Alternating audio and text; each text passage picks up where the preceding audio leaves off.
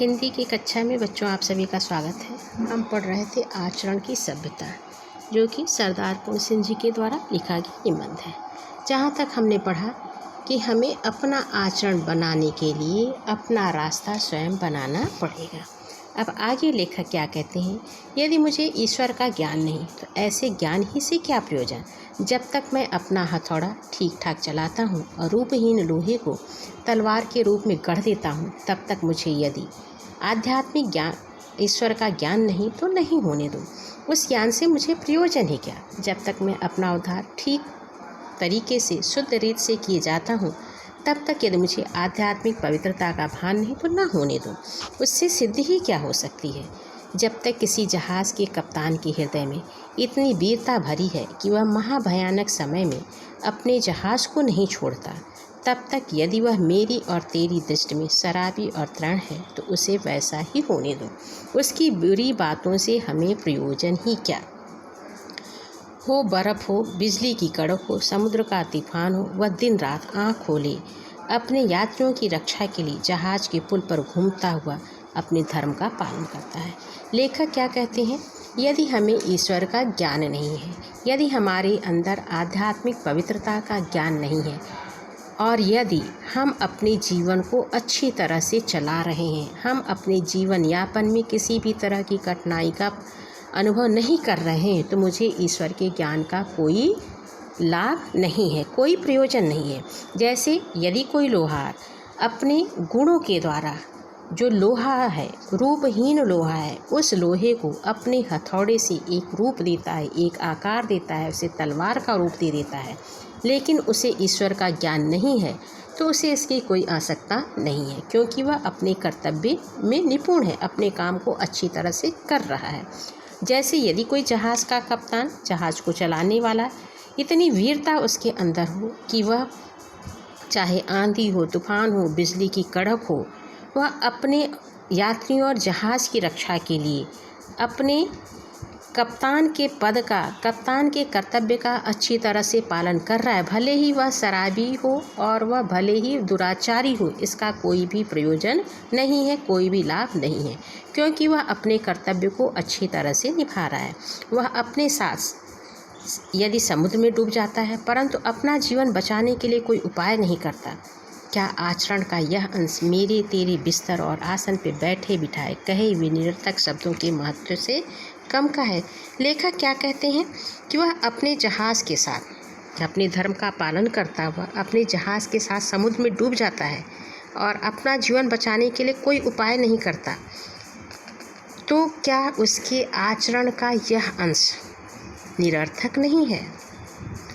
फिर लेखक क्या कहते हैं, न मैं किसी गिरजे में जाता हूँ, न किसी मंदिर में, न मैं नमाज़ पढ़ता हूँ और न रोज़ा ही रखता हूँ, न संध्या ही करता हूँ, न कोई देव पूजा ही करता हूँ, न किसी आचार्य के नाम का मुझे पता है और न किसी के आगे मैंने सिर ही झुकाया है, तो इससे प्रयोजन ही क्या और इससे हानि भी क्या।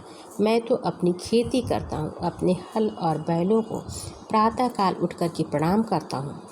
मेरा जी जंगल के पेड़ों और पत्तियों की संगत में गुजरता है। आकाश के बादलों को देखते मेरा दिन निकल जाता है। मैं किसी को धोखा नहीं देता। हाँ, यदि मुझे धोखा दे तो उससे मेरी कोई हानि नहीं है। लेखक क्या कहते हैं, किसी धर्म का पालन करने में, किसी धर्म ग्रंथ को पढ़ने से कोई भी लाभ नहीं है, यदि हम अपने कर्तव्य को अच्छी तरह से निभा रहे। क्या कहते हैं, न मैं गिरजाघर में जाता हूँ, न मंदिर में जाता हूँ, न नमाज़ पढ़ता हूँ, न रोज़ा रखता हूँ, न संध्या वंदन करता हूँ, न किसी देवी देवता की पूजा करता हूँ, लेकिन मैं अपने कर्तव्य को अच्छी तरह से निभाता हूँ। मैं एक किसान हूँ, इसलिए किसान के लिए हल और बैलों का सबसे ज़्यादा महत्व है, तो मैं प्रातःकाल उठ करके किसी देवी देवता को नहीं बल्कि अपने हल और बैल को प्रणाम करता हूँ। जंगलों में पूरा दिन गुजार देता हूँ। आकाश में बादलों को देखते हुए मेरा पूरा जीवन निकल जाता है। मैं किसी को धोखा नहीं देता। तो यदि कोई मुझे धोखा देना भी चाहे तो उस धोखे से मेरी कोई हानि नहीं है। मेरे खेत में अन्न उग रहा है, मेरा घर अन्न से भरा है। बिस्तर के लिए मुझे एक कमली काफ़ी है, कमर के लिए लंगोटी और सिर के लिए एक टोपी बस है। हाथ पांव मेरे बलवान हैं, शरीर मेरा निरोग है, भूख खूब लगती है। बाजरा और मकई छाछ और दही, दूध और मक्खन मुझे और मेरे बच्चों को खाने के लिए मिल जाता है। क्या है इस किसान की सादगी और सच्चाई में वह मिठास नहीं जिसकी प्राप्ति के लिए भिन्न भिन्न धर्म संप्रदाय लंबी चौड़ी और चिकनी चुपड़ी बातों द्वारा दीक्षा दिया करते हैं। लेखक क्या कहते हैं, जो विभिन्न धर्म गुरु हैं, विभिन्न संप्रदायों को चलाने वाले पथ प्रदर्शक हैं, वह जो लंबे लंबे उपदेश देते हैं, उस लंबे उपदेशों में वह मिठास नहीं है। जो मिठास, जो आनंद हमें अपने कर्तव्य को पूरा करने में है।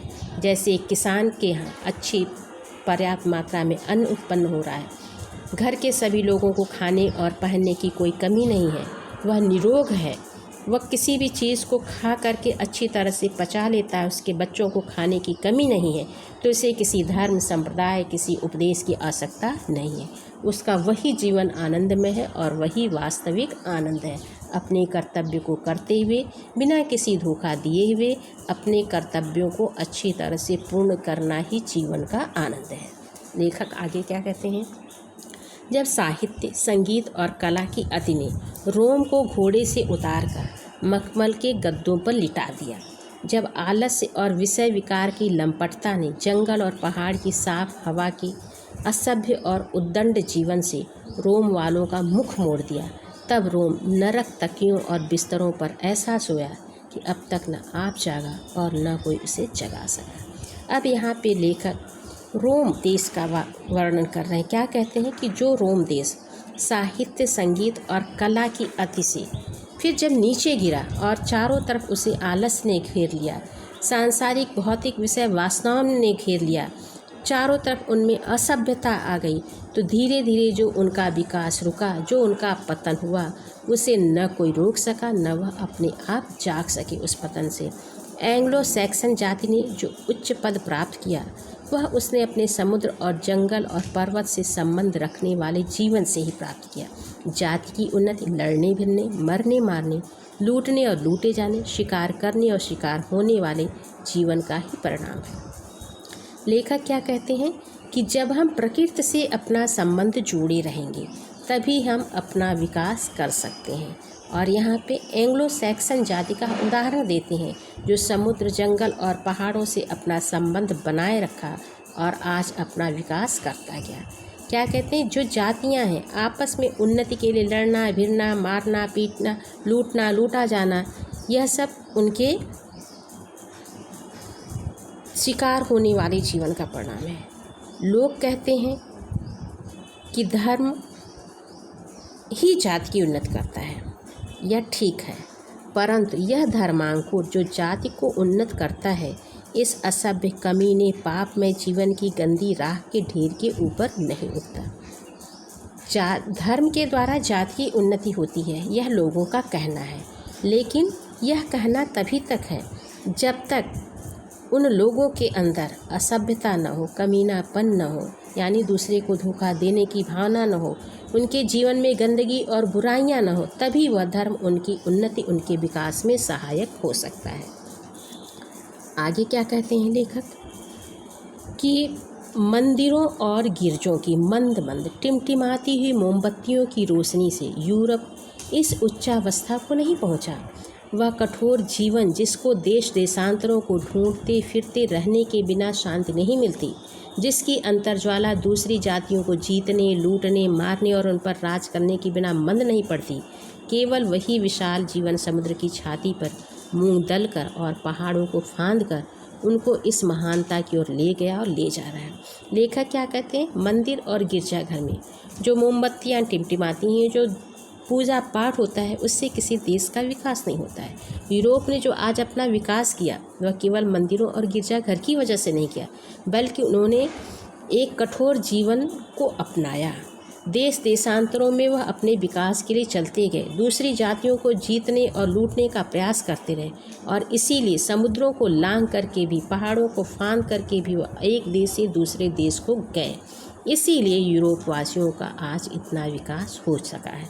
रॉबिन हुड की प्रशंसा में जो कभी अपनी सारी शक्ति खर्च कर देते हैं, उन्हें तत्वदर्शी कहना चाहिए, क्योंकि रॉबिन हुड जैसे भौतिक पदार्थों से ही नेल्सन और वेलिंगटन जैसे अंग्रेज वीरों की हड्डियां तैयार होती। लड़ाई के आजकल के सामान गोला बारूद, जंगी जहाज और तिजारती बेड़ों आदि को देखकर कहना पड़ता है कि इनसे वर्तमान सभ्यता से भी कहीं अधिक उच्च सभ्यता का जन्म होगा। अब लेखक रॉबिन हुड के बारे में कहते हैं कि रॉबिन हुड ने जो भौतिक पदार्थों के द्वारा जो विकास किया, जिसके द्वारा अनेकों चीज़ें जो गोला बारूद और जहाज़ बनाए गए, वह हमारे वैज्ञानिक सभ्यता के विकास के द्वारा ही बनी और इस सभ्यता से कहीं अच्छी सभ्यता, ऊंची सभ्यता का जन्म होगा। आगे क्या कहते हैं? धर्म और आध्यात्मिक विद्या के पौधे को ऐसी आरोग्यवर्धक भूमि देने के लिए जिसमें वह प्रकाश और वायु में सदा खिलता रहे, सदा फूलता रहे, सदा फलता रहे, यह आवश्यक है कि बहुत से हाथ एक अनंत प्रकृति के ढेर को एकत्र करते रहें। लेखक क्या कहते हैं? धर्म और जो आध्यात्मिक विद्यारूपी पौधे हैं, इन पौधों के लिए किसी एक की नहीं बल्कि सभी लोगों के हाथ की, सभी लोगों के सहयोग की आवश्यकता है। जब सभी लोग मिलकर के इस धर्म और विद्या के रास्ते में आने वाले कठिनाइयों को दूर करके इस धर्म और विद्या के पौधे को बढ़ाने के लिए उर्वरक भूमि देंगे, जिसमें यह पौधा को प्रकाश मिलता रहे, हवा मिलती रहे, क्योंकि पौधे क्या करते हैं? प्रकाश और तो हवा से ही अपना भोजन बनाते हैं, बढ़ते हैं, उनका विकास होता है। तो वही कह रहे हैं कि यह सब जब सभी लोग मिल कर के करेंगे तभी उसका विकास हो सकता है। धर्म की रक्षा के लिए क्षत्रियों को सदा ही कमर बांधे हुए सिपाही बने रहने का भी तो यही अर्थ है। यदि कुल समुद्र का जल उड़ा दो तो रेडियम धातु का एक कण कहीं हाथ लगेगा। आचरण का रेडियम क्या एक पुरुष का और क्या जाति का, क्या एक जगत का? सारी प्रकृति को खाद बनाए बिना, सारी प्रकृति को हवा में उड़ाए बिना भला कब मिलने वाला है? तो लेखक क्या कहते हैं कि उसी तरह से यह जो आचरण है, आचरण रूपी रेडियम है, यह किसी एक व्यक्ति के द्वारा, एक जाति के द्वारा नहीं, बल्कि जब तक सभी लोग मिल करके इसे बनाने का प्रयास नहीं करेंगे तब तक हमारे सारे प्रयास क्या हो जाएंगे? मिथ्या हो जाएंगे। आगे लेखक क्या कहते हैं कि सारी प्रकृति को खाद बनाए बिना, सारी प्रकृति को हवा में उड़ाए बिना भला कब मिलने का है? प्रकृति को मिथ्या करके नहीं उड़ाना, उसे उड़ा कर मिथ्या करना है। समुद्रों में डोरा डालकर अमृत निकालना है, सो भी कितना? जरा सा।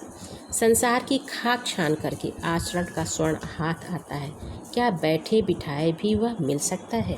तो लेखक क्या कहते हैं कि यह जो आचरण है, यह आचरण बहुत बड़ी चीज़ है, यह बहुत बड़े प्रयास से हमें मिलता है और इस आचरण के विकास के लिए किसी एक व्यक्ति का नहीं बल्कि सभी लोगों का, सभी जातियों का, पूरी प्रकृति का हमें उपयोग करना होगा और हमें समुद्र में से अमृत निकालना होगा और ऐसा अमृत जो सबके विकास के लिए सहायक हो।